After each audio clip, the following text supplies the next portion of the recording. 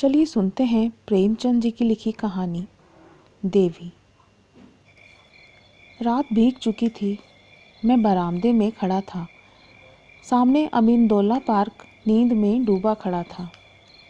सिर्फ एक औरत एक तकियादार बेंच पर बैठी हुई थी।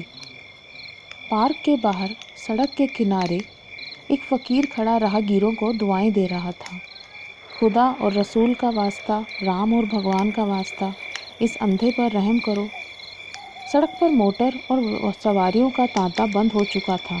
इक्के दुक्के आदमी नज़र आ जाते थे। फ़कीर की आवाज़ तो पहले ही नक्कारे खाने में तूती की आवाज़ थी, अब खुले मैदानों की बुलंद पुकार हो रही थी। एकाएक वह औरत उठी और इधर उधर चौकन्नी आंखों से देखकर फ़कीर के हाथ में कुछ रख दिया और फिर बहुत धीमे से कुछ कहकर एक तरफ चली गई। फ़कीर के हाथ में कागज़ का एक टुकड़ा नज़र आया जिसे वह बार बार मल रहा था। क्या उस औरत ने यह कागज़ दिया है? ये क्या रहस्य है? उसको जानने के कौतूहल से अधीर होकर मैं नीचे आया और फ़कीर के पास आकर खड़ा हो गया। मेरी आहट पाते ही फ़कीर ने उस कागज़ के पुर्जे को 2 उंगलियों से दबाकर मुझे दिखाया और पूछा, बाबा देखो यह क्या चीज़ है? मैंने देखा 10 रुपये का नोट था। बोला, 10 रुपये का नोट है, कहाँ पाया? फ़कीर ने नोट को अपनी झोली में रखते हुए कहा, कोई खुदा की बंदी दे गई है।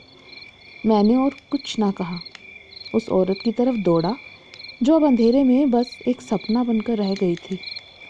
वह कई गलियों में होती हुई टूटे फूटे गिरे पड़े मकान के दरवाजे पर रुकी, ताला खोला और अंदर चली गई। रात को कुछ पूछना ठीक न समझकर मैं लौट आया। रात भर मेरा जी उसी तरफ लगा रहा।